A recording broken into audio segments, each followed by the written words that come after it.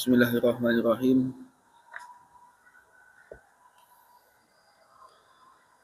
Assalamualaikum warahmatullahi wabarakatuh.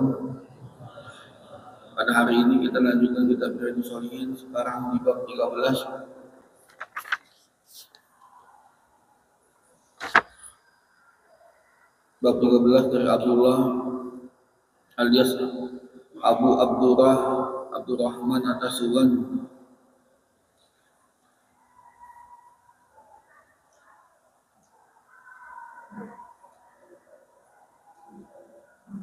Maju, bismillah.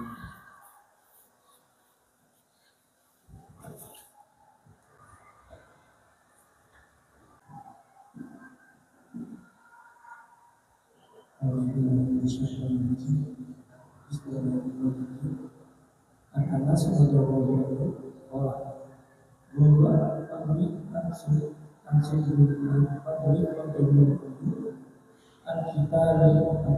berberi faqala ya Rasulullah kuntu ana awwal kita musyrikin lakin Allah musyrikin kita musyrikin la yuridu Allah ma asna falamma kana yawm Uhud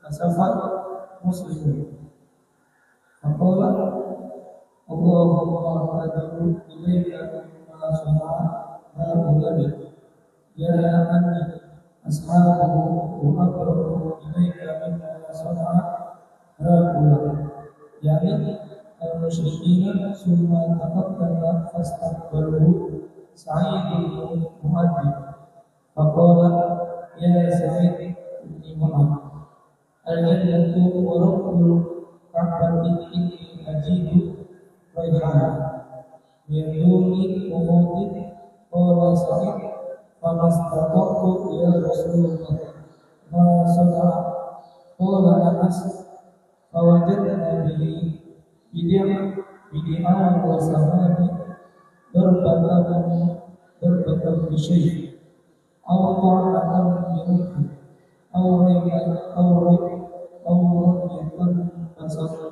nasah wa wajadnahu qad qutila wa masala bi musyrikuna fima arafu ahadun illa utu ibadatan qala Anas kunna nara qawlan an hadhihi al-ayah. Jurusan Holas.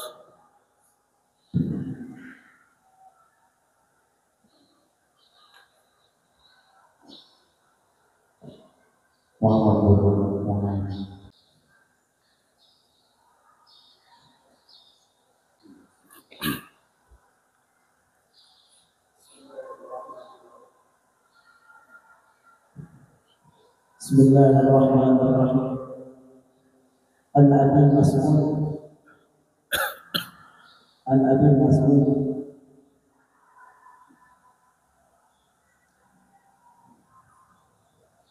An Abi Mas'ud Uqbah bin Umar al-Ansari al-Badri qala lamma nazalat ayatul sadaqah kunna nuhamilu ala dhuhurina faja'a rajul fatasaddaqa bi syai'in kathir faqala muruhu murajim wa ja'a rajul akhar fatasaddaqa bi sa'in فقالوا إن الله على جميع الأنصار هذا فنزل أعوذ بالله من الشيطان الرجيم بسم الله الرحمن الرحيم الذين يلمزون المطوعين من المؤمنين في الصدقات والذين لا surah At-Taubah ayat 70 wa Isra wa sab'un muttafaqun alaih. Hadza lafzul Bukhari. Oke. Sampai begini.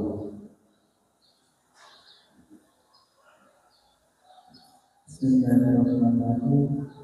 Alhamdulillah. Anak Sa'id bin Abdul Aziz, anak Rabi'ah bin Yazid, an Abi Idris al-Qawlani, an Abi Dhar bin Dinar radhiyallahu anhu, anak Nabi sallallahu alaihi wasallam di mana Nabi anak tabaraka wa ta'ala anak Allah na'udzu billahi minasyaitonir rajim ya ibadi inni haramtu dzulma 'ala nafsi wa ja'altuhu bainakum muharraman fala tadhalamu ya ibadi kullukum dhalun duni ahlikum ya ibadi kullukum ja'ilun illa at'amtuhu fastaghfiru illa man asawtuhu fastaghfiru amsuhu ya ibadi innakum tukhti'una bil-laili wan-nahar wa ana aghfiru dzunuba jami'an fastaghfiruni aghfir lakum ya ibadi innakum la yaqbalu dzulmi fastaghfiruni wa la taqbalu haqi fatanfa'uni ya ibadi law ana awwalakum wa akhirakum wa insakum wa jannakum kanu ala afqa qalbi qadrin wahidin minkum la zada dhalika fi mulki syai'an ya ibadi law ana awwalakum wa akhirakum wa insakum wa jannakum kanu ala afqa qalbi qadrin wahidin minkum ma naqasa dhalika min mulki syai'an ya ibadi law anna awwalakum wa akhirakum wa insakum wa jannakum qamu fi sa'idin wahidin fasaluni fa'afaitu kulla insan as'alahu ma taqassada mimma indi illa kama yanqassu al-mihyatu idza tajal al-qatra ya ibadi innama ya'malukum syihadakum thumma awafikum iyyaha faman wajada khairan falyahmadillah wa man wajada khairan dzalika fala yalumanna illa nafsahu qala Sa'id kana Abu Idris idza hadatsa bi hadza hadis ya'ra ala al-ayyi wa muslim wa riwayatna anak Imam Ahmad bin Hanbal rahimahullah qala laisa ahla syam hadithul ashraf hadal hadith.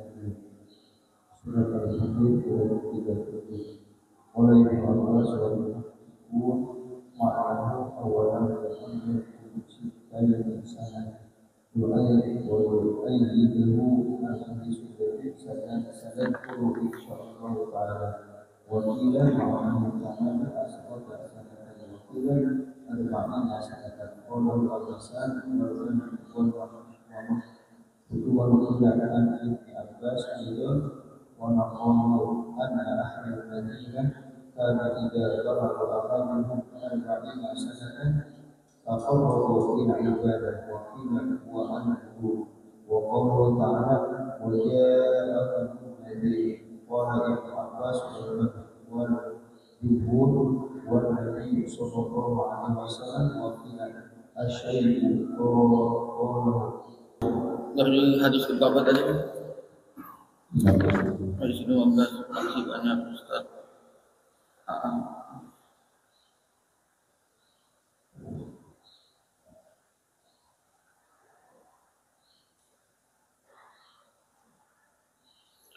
Dari hadis 14 ya.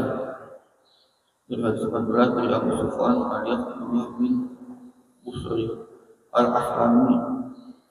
Jadi Rasulullah menyampaikan orang yang panjang umurnya dan banyak amalnya itulah orang yang paling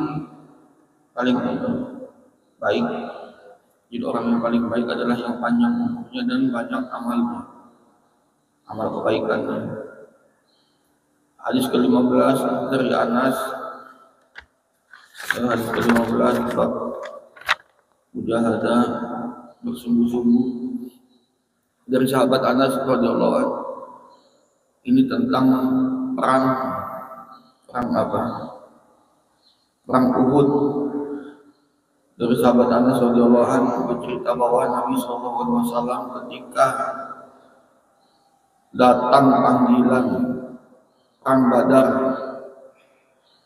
Badar, pamannya dari Anas Ibnu Nadir absen, tidak ikut perang kepada Rasulullah SAW, dan dia juga tidak bisa mengikuti perang pertama melawan orang-orang musyrik.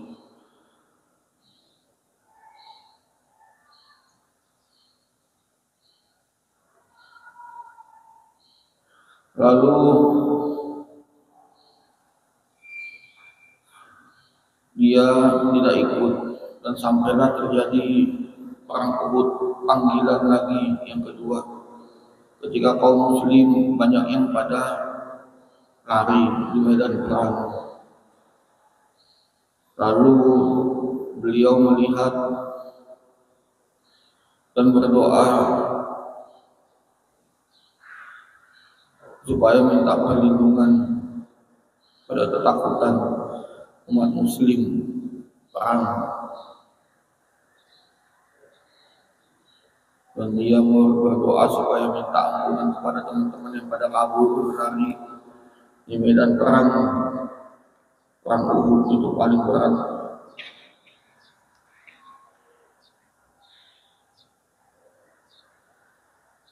Lalu beliau beranikan diri maju mengikuti barisan kaum muslimin untuk melawan kaum kafir. Dan berperanglah, tetapi si sahabat Nabi ini yang bernama Anas Ibnu Nadir ini, bukan dibilang pengecut ya, mentalnya gitu lah, mentalnya itu takut lah gitu lawan orang-orang kafir. Beliau mundur maju, nggak berani, banyak pada kabur juga orang Islam, nggak berani bertempur melawan orang kafir. Ketika beliau melihat di situ ada sahabat Nabi yang bernama Sa'ad bin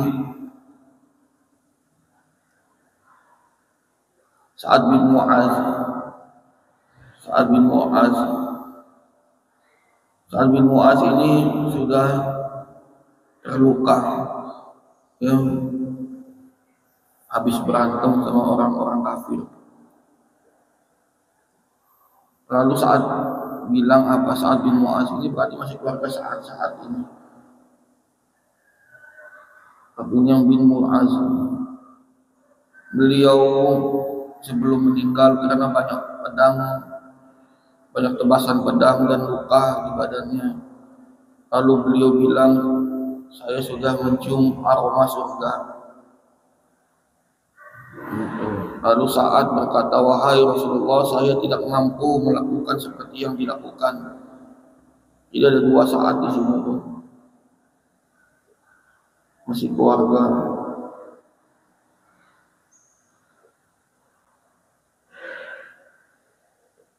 Gimana ya Rasulullah, takut, banyak sahabat yang takut. Gimana? Rata-rata mengerikan kan melihat perang. nggak ada yang pernah berani lah begitu lawan orang-orang kafir. Karena orang kafir ini dibilang berani sih nggak cuma modal nekat doang mereka itu. Orang Islam juga banyak yang takut juga.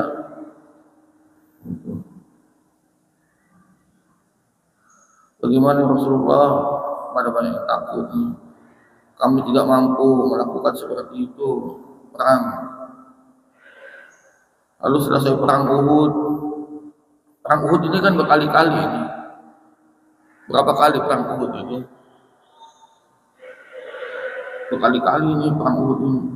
Umat Islam maju mundur. Orang kafir juga begitu juga. Lalu ketemulah saat yang sudah meninggal, ya kena puluhan lebih luka-luka, ya banyak lukanya, puluhan, mukanya udah berdarah semua, ini nggak ada yang bisa lihat, dibantai oleh orang-orang musyrik. Jadi banyak orang Islam yang takut juga. Tuh perang Uhud itu banyak yang pada kabur. Gitu. Lalu melihat di situ ada banyak orang-orang Muslim yang tewas lah. Nggak ada yang bisa melihat siapa ini, sudah banyak darah, banyak debu, mukanya bagi pasir, kecuali keluarganya, anak adik perempuannya yang ketemu, yang bisa mengenali dari jarinya, karena mukanya udah darah semua, udah luka semua.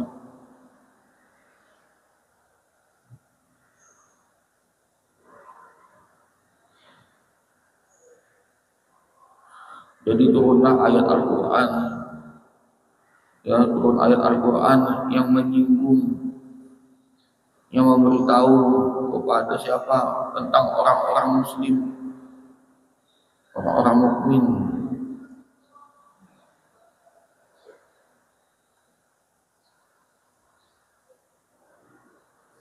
Seperti Anas bin Nadir ini, ada yang takut-takut, ada yang was-was, ada yang ragu-ragu. Mungkin kalau sekarang kita belum merasakan seperti apa perperangan itu atau berantem bagaimana berantem, pasti kita ketakutan. Apalagi perang. Jadi Allah menyampaikan bahwasannya, ya, Allah akan menepati janji untuk siapa orang-orang yang mereka berperang di jalan Allah. Dan disampaikan juga kepada orang-orang yang orang-orang mukmin yang seperti Anas bin Nadir ini. Ada yang ragu, ada yang berani, ada yang yakin.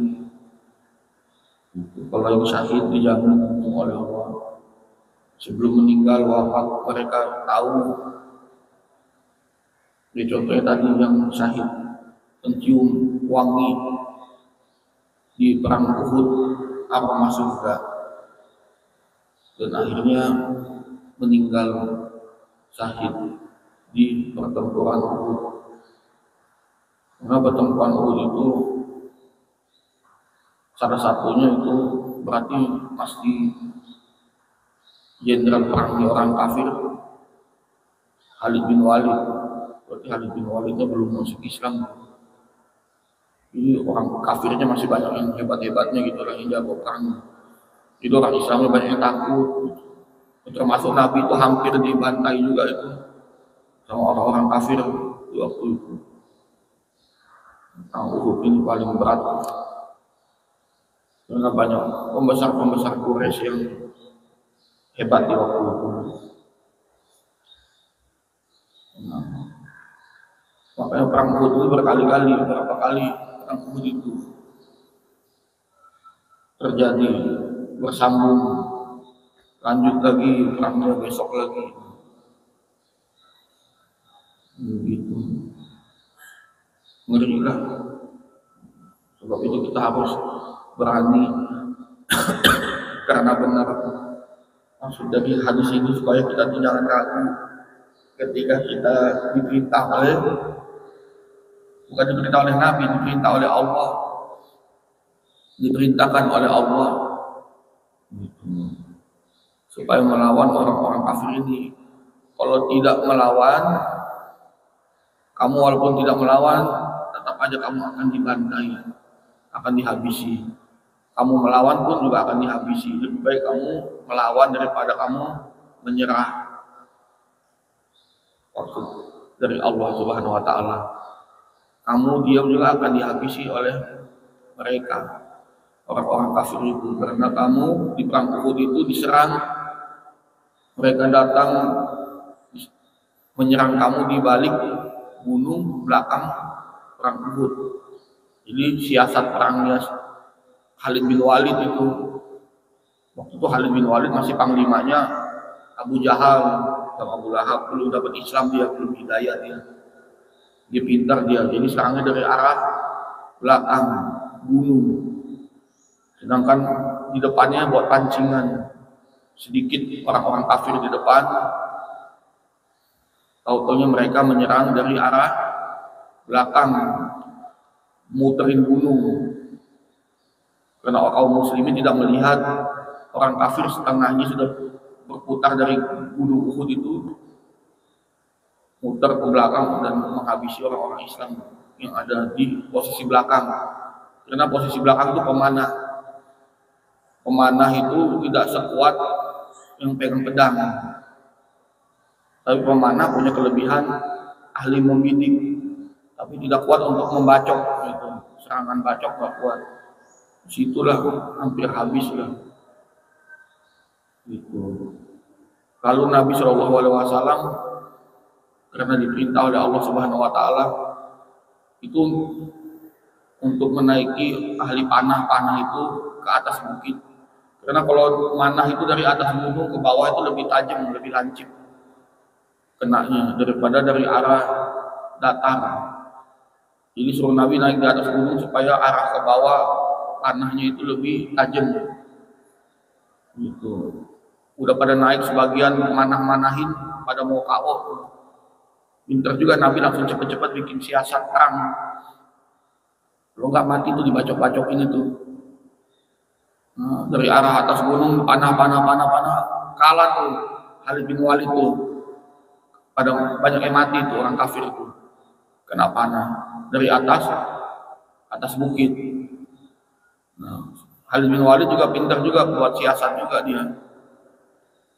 Nah, itu orang-orang musyrik, orang-orang kafir waktu itu bikin siasat juga pada pura-pura kabur lari meninggalkan harta-harta di bawah situ. Harta-harta itu apa? Seperti dompet, uang, atau baju besi, atau kuda ditaruh, sengaja ditaruh. Pedang, oh berarti mereka udah menyerah, selesai. Yang dari gunung belum dapat perintah dari Nabi, udah turun duluan, udah ambil dulu barang-barang. Tapi balik lagi tuh orang kafir itu, balik lagi bacok-bacokin lagi yang panah. Itulah kalau tidak mengikuti instruksi, belum mengikuti perintah, langsung punya ide sendiri, akhirnya hampir kalah di situ. Ya intinya pelajaran bagi kita diam, lebih baik kita bergerak, berusaha mencari rizki, menjemput bola daripada rizki atau bola yang datang kepada kita. Jangan menunggu-nunggu musuh datang kepada kita. Gitu.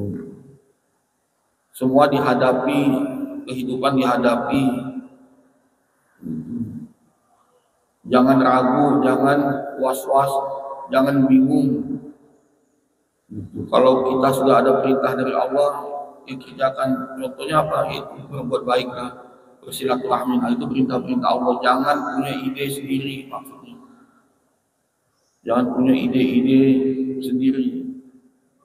Contohnya, ide-ide sendiri, gak usah sekolah. Bisa kok sukses walaupun kita nggak sekolah. Nah, itu ide setan. Jangan sampai mempunyai ide-ide sendiri. Ada tuh namanya si Pak Bob. Si Pak Bob nggak pernah sekolah. Jadi beruntung hidup di zaman itu keberuntungan. Setiap keberuntungan pasti ada kesialan, pasti tidak akan terulang lagi dan pasti akan tersia-siakan. Apa itu yang akan disia-siakan oleh manusia? Yang pertama keberuntungan, yang kedua adalah ketika waktu sehat. Waktu sehat tidak dipakai untuk mencari rezeki atau mencari pahala. Itu manusia suka menghilangkan dua kesempatan itu. Sebab itu jangan sampai kita menjadi orang-orang yang menghilangkan kesempatan. Nah jadi begitu, kalau nggak perang Uhud, nggak perang Badar, kalau kitanya diam aja, tetap aja meninggal, tetap aja malah lebih parah lagi, disiksa, gitu, disiksanya ada yang diikat, dijemur, ada yang ditipan batu perutnya, ada yang ditombak kepalanya, jahat lah. Nah, kenapa sih Khalid bin Walid ini bisa masuk Islam? Itu pertanyaannya. Kenapa kok dia bisa masuk Islam? Tadinya dia kan juga ikut-ikutan sama Abu Jahal dan Abu Lahab itu. Kenapa dia bisa masuk Islam? Besok kita lanjutin. Sekarang hadis ke-16 dari Abu Mas'ud Uqbah bin Amr al-Ash'ar tentang sedekah. Nah, jadi orang-orang Islam disuruh oleh Allah Subhanahu wa taala bersedekah. Karena banyak yang kaya-kaya, udah selesai ini, berarti udah makmur ini. Udah pada kaya ini, udah kembali ke rumahnya, udah kembali ke keluarganya. Menanglah di perang. Menang perang Uhud, menang perang Badar. Berarti terakhir itu perang Uhud itu terakhir itu Abu Jahal itu matinya di perang Uhud itu. Si Abu Jahal ini presiden waktu presiden orang Arab lah. Abu Jahal sama Abu Lahab wakilnya. Dan Abu Sufyan itu menteri-menterinya tuh. Abu Sufyan. Nah, itu salah satu si Abdullah bin Salul. Banyaklah menteri-menterinya sudah pada kalah. Kecuali si Abu Sufyan ini. Dia masuk Islam juga karena Nabi sudah menang perang melawan orang-orang kafir. Si Abu Jahal ini dijagain sama ratusan, kalau bisa dibilang pas pampresnya lah, bodyguardnya gitu, si Abu Jahal ini. Tapi Abu Jahal ini kalah sama dua anak kecil, saudara-saudara bersaudara. Anak kecil itu masuk di selip-selip. Anak kecil kira-kira berumur 15 tahun. Masuk di selip-selip bodyguardnya si Abu Jahal ini. Dia langsung menusuk Abu Jahal. Situ Abu Jahal kalah. Anak kecilnya juga dibacok. Abu Jahal kalah, jatuh dari kudanya, diserang. Abu Jahal juga punya anak cewek juga yang ikut perang juga, jahat juga, ikut nyerang Nabi juga itu. Pada perang-perang keluarga lah bahasanya itu. Karena masih keluarga-keluarga juga itu. Si Sa'ad juga tuh ada keluarganya. Si salah satunya siapa itu? Khalid bin Walid. Si Khalid bin Walid. Sebelumnya kan ada yang masuk Islam saudaranya. Saudaranya dulu yang masuk Islam baru si Khalid bin Walid ini. Khalid sudah masuk Islam, perang lagi, perang Uhud lagi, perang Badar lagi, sampai matilah si Abu Jahal ini, baru udah nggak ada perang-perang lagi. Kalah rajanya, udah jatuh kalah Abu Jahal di medan pertempuran, ada kocar-kacir bodyguardnya semua, baru bisa ditembus bentengnya sama sahabat-sahabat Nabi, diserbu. Ketangkaplah Abu Jahal. Abu Jahal, apa yang kamu sebut? Apa bersaksi tiada Tuhan selain Allah? Sebelum kamu mati ini, nggak mau, masih saja menghina-hina Nabi, masih saja kata-katain Nabi. Lalu Nabi memberitahukan bahwasannya Fir'aun di zaman Nabi Shallallahu Alaihi Wasallam adalah Abu Jahal. Sudah pancung, tebas, pancung Abu Jahal. Kenapa dipancung? Karena Abu Jahal udah banyak bunuh orang, nyawa diganti nyawa.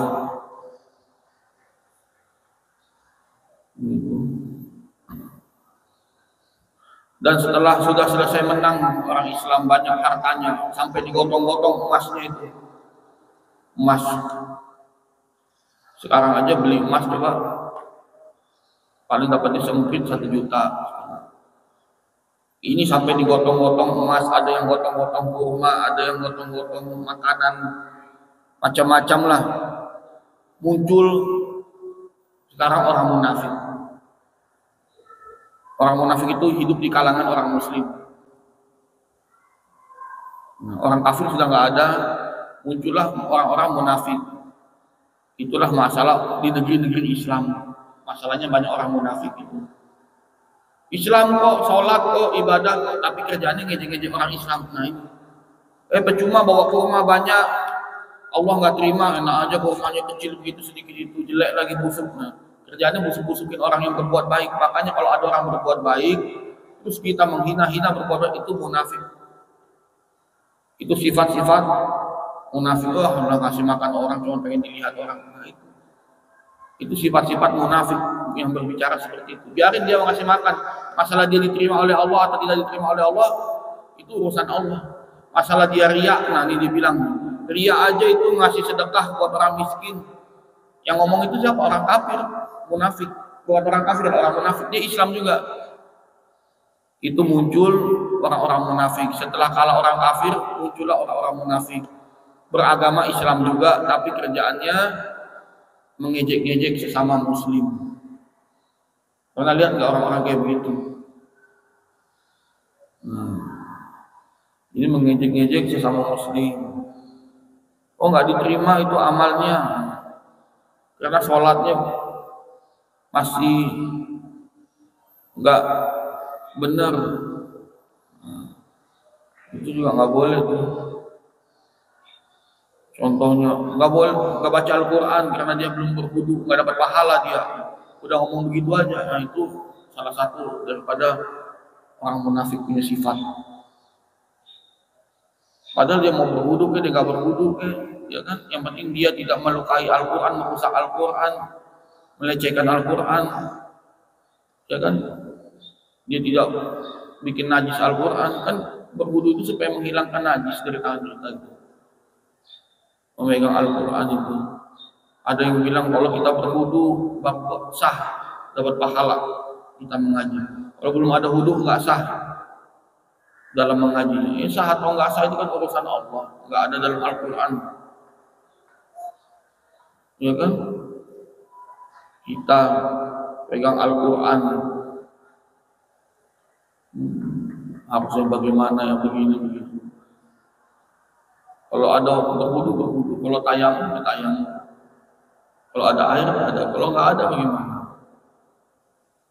Ya kan? Sebab itu jangan gampang-gampang nggak sah atau kafir, bid'ah, sedikit-sedikit nggak diterima amalnya sama Allah. Itu mau pamer itu. Hati-hati itu orang riak. Dia ngomong tapi dia nggak mengerjakan perbuatan baik tuh. Nah ini muncullah di zaman Nabi SAW, sudah muncul dari zaman Nabi setelah kalahnya orang-orang kafir musyrik di kota Mekah dan Madinah. Dan orang-orang munafik inilah menyebar ke seluruh dunia, termasuk di Indonesia, banyak di Indonesia. Karena selesai perang sudah tidak ada lagi orang kafir, muncullah orang-orang munafik. Orang-orang munafik itu apa kerjanya? Mencemooh dan mengejek-ngejek perbuatan orang Islam yang baik. Lalu turunlah ayat dalam Al-Quranul Karim, ya. Orang-orang munafik, orang-orang yang mengejek-ngejek orang-orang mukmin. yang ikhlas, yang sukarela di dalam bersedekah, dan orang-orang yang tidak dapat bersedekah kecuali dengan sekuat tenaga. Dengan tenaga, kalau kita nggak punya tenaga, barulah kita nggak bisa apa-apa. Kalau masih ada tenaga, ya itu sedekah juga, salah satunya tenaga tuh. Yang ngangkatin, kalau ada acara-acara maulid, acara-acara takziah, acara-acara apa namanya itu tahlilan, kita kan kadang nggak ada duit, ya udah ngangkat-ngangkatin makanan, bantu masak atau bantu makan juga, itu udah dapat pahala juga tuh. Yang penting bantu-bantu, tenaga tuh, tenaga. Kalau nggak ada apa-apa ya tenaga kita tuh, bantuin ngambilin air, ngasih minum orang, nah itu. Daripada apa sih jelek-jelekin, oh nggak ada tuh dalam Al-Quran, dalam hadis Nabi tahlilan orang yang sudah mati. Jadi nggak usah kita mencemooh dan mengejek-ejek orang yang berbuat baik, karena orang yang sudah berbuat baik, orang yang berbuat baik, ketika kita mengejek-ngejek, disitulah berarti sifat munafik itu. Karena orang-orang kafir atau sudah nggak ada orang kafir, orang munafik itu kerjaannya mengejek-ngejek orang berbuat baik. Orang kalau sudah berbuat baik nggak usah kita nasihatin lagi. Orang udah sholat, contoh waktu saya pernah di Mekah itu, kan saya ada kumis, ada jenggot. Kalau Wahabi ini kan jenggot aja, dia nggak ada kumis, karena Nabi nggak ada kumis. Tahu dari mana? Saya bilang, kamu pernah mimpi Nabi nggak? Nggak pernah. Lu tahu dari mana Nabi nggak ada kumis?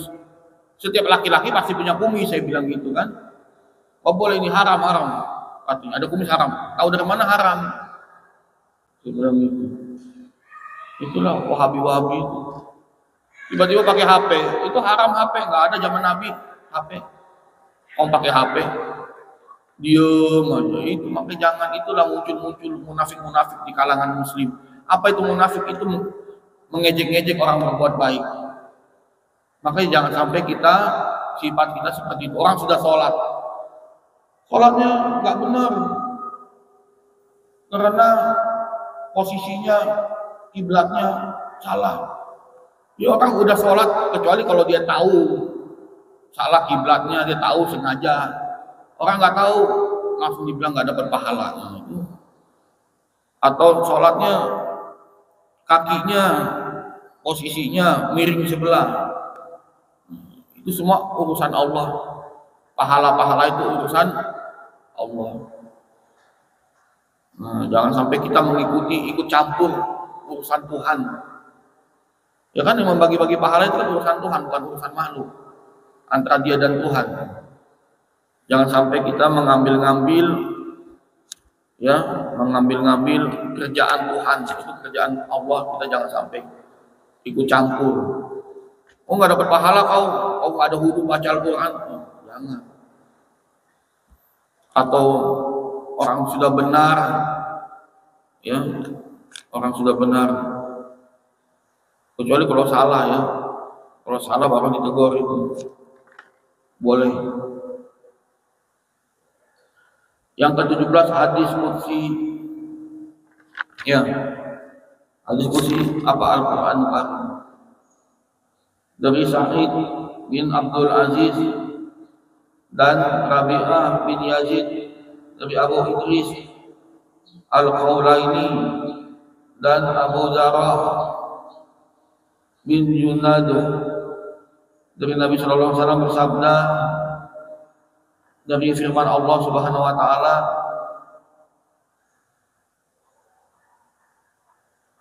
jadi Allah itu tidak ada sifat kezaliman dalam dirinya. Allah itu Maha Pengasih, Maha Penyayang. Benar, Allah itu baik. Semua kesialan, kejahatan itu bukan dari Allah, dari setan itu. Contoh ada teman kita keseleo, jatuh, kesandung. Itu semua dari setan, bukan dari Allah.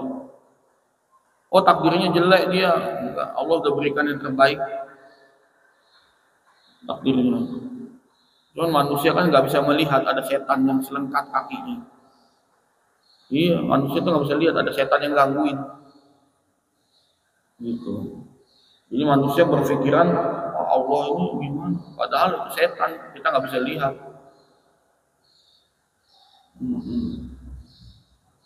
Itu contohnya. Dan Allah Subhanahu wa taala menyuruh kita untuk banyak mendekatkan diri kepada Allah dengan cara apa?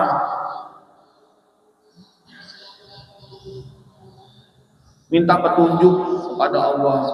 Ya Allah, berikan kami petunjuk jalan yang lurus, beri kami hidayat, pilihan-pilihan yang terbaik. Nah, karena pilihan-pilihan yang terbaik ya Allah, tolong kami, itu salah satunya. Insya Allah Allah akan berikan petunjuk pilihan yang terbaik buat hambaku. Dan mintalah makan ketika kau lapar. Minta makan ya Allah, beri kami makanan ya Allah. Ya Rozak, ya Rozak, ya Rozak itu. Dapat makanan. Ya Allah, kami mau makanan yang enak, yang halalan, wasian, thayyiban wal barokah. Kalau doa mesti yang betul-betul halal, makanan yang enak, yang halal, enak dan halal. Allah kasih. Bener, contohnya saya mau makan apa aja, mau makan enak ya Allah, yang penting halal, halalan, wasian, thayyiban dan barokah. Pasti ada mau apa aja, lewat GoFood, lewat GoPay, apa aja makanan ada di situ. Tapi kita mesti lihat ada MUI-nya nggak, majelis ulamanya nggak, halalnya nggak, semua ada. Betul Allah kasih itu. Lalu yang ketiga,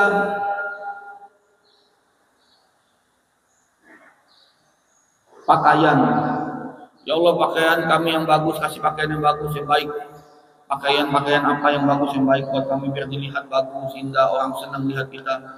Jadi cakep, jadi ganteng, tidak kelihatan aurat kita. Begitu. Jadi mintalah kepada Allah yang apa-apa itu minta dulu kepada Allah. Baru ketemu manusia. Karena penolong umat Islam itu ada 3 yang disebutkan dalam Al-Quran. Ada 3. Yang pertama Allah, nah itu minta dulu kepada Allah. Yang kedua lewat Nabi Muhammad SAW, lewat wasilah Rasul. Mudah-mudahan punya mobil ini, bisa punya rumah. Yang ketiga orang Muslim, ketemu orang kaya, silaturahmi. Kalau orang Muslim itu juga penolong. Orang Muslim itu penolong. Kalau ketemu orang non Muslim dikasih pinjaman, ada ribanya. Tapi kalau orang Islam insya Allah nggak berani minjemin, ada riba.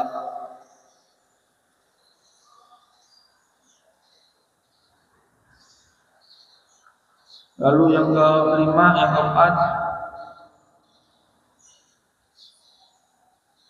ampuni dosa-dosa kami ya Allah di malam hari dan di siang hari, di pagi hari. Ya ampuni kami ya Allah dosa-dosa kami ya Allah. Astagfirullah, ya astagfirullahaladzim wa atubu ilaih. Karena kami banyak dosa, banyak maksiat, ampuni kami ya Allah. Insya Allah Allah ampuni.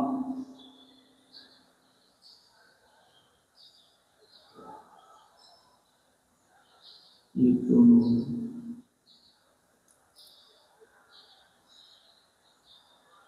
Dan itu semuanya adalah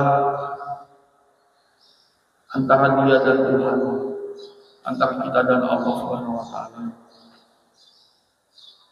Dan Allah Subhanahu wa taala tidak ada yang bisa menyerang, memberikan apa-apa dan menyerang kebaikan dan menyerang kejahatan, karena tidak ada yang bisa, karena itu semuanya kepunyaan Allah Subhanahu wa taala. Karena Allah lah Maha kuasa atas apa yang Dia inginkan. Tidak ada makhluk yang bisa memberikan mudarat atau manfaat kepada Tuhan, karena itu semuanya kepunyaan Tuhan. Tuhan yang bisa memberikan itu kepada makhluknya. Maha kuasa, karena Allah itu maha kuasa. Lanjut besok lah. Mau besok lah, biar nggak panik, ngantuk juga saya nggak tahu, kebanyakan ngelamun. Jadi jangan banyak ngelamun. Kenapa sih dalam Islam nggak boleh ngelamun? Karena buang-buang waktu. Ya, terus kalau ngelamun juga, ada ngelamun nggak pikirin apa-apa. Aduh, ya. Setan datang bikin ngantuk kita, bikin pikiran-pikiran kita yang nggak nyambung. Itulah semua dari setan lah. Berantem di jalan, mencaci maki orang, nah itu semua dari setan, bukan dari Allah. Kesandung, kena sial, keserempet mobil, keserempet angkot, ketendang orang, kesmackdown orang, kecuri duitnya, kerampok duitnya, itu semua bukan dari Allah. Semua yang jelek itu mudarat itu dari syaitan datang. Dan semua yang baik itu dari Allah, dapat duit, dapat makanan, ya, ketemu teman-teman baik, ya, ada hati bahagia, itu semua dari Allah. Kalau yang jelek-jelek itu dari setan, sumpah, gelisah, dari setan. Makanya setan itu butuh teman supaya dia tidak sendirian. Tidak ada yang mau kesepian di dunia ini, termasuk setan. Sebab itu setan butuh kawan supaya dia tidak kesepian di neraka. Maka itu jangan sampai kita jadi kawannya setan. Karena setan pun nggak ada kebaikan sedikit pun di dalam dirinya.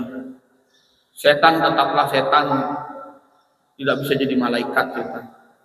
Begitu pula kalau orang sudah rusak, udah jelek ya, udah busuk, jangan sampai seperti telur yang sudah busuk, susah mau diperbaiki. Kalau telur sudah busuk mau bagaimana lagi? Makanya itu kalau kita sudah rusak, nggak ada yang mau dekat sama kita kan, seperti telur busuk aja. Nah, itulah yang diinginkan setan, supaya sama-sama membusuk di neraka. Oke, kalau manusia bisa jadi malaikat, lebih hebat dari malaikat, dan juga bisa lebih hebat dari setan juga. Maka jangan sampailah kita ketipu lah sama setan. Sebab itu banyakinlah dekat dengan orang-orang baik, dengan orang-orang yang memberi nasihat kebaikan. Jangan dekat dengan orang-orang yang cuma maunya foya-foya, hura-hura, senang-senang, happy-happy. Karena orang-orang yang senang-senang, happy-happy itu pasti membawa malapetaka, kerugian. Orang yang mau happy-happy terus tuh membawa kerugian itu. Karena mau beli ini, mau belanja ini, mau jalan-jalan ini, mau makan yang ini, yang enak-enak. Gitu. Makanya jangan sampai kita dekat dengan orang-orang yang kerjaannya maunya senang-senang aja. Sedikit kerja banyak mintanya. Belum apa-apa sudah jadi waliullah, belum apa-apa sudah merasa hebat, banyak duit, padahal uangnya masih sedikit. Karena maunya senang-senang aja hidupnya, nggak mau susah. Sedangkan manusia diciptakan untuk capek. Oke, mudah-mudahan bermanfaat. Sekian dari saya, wabillahi taufiq wal hidayah. Wassalamualaikum warahmatullahi wabarakatuh.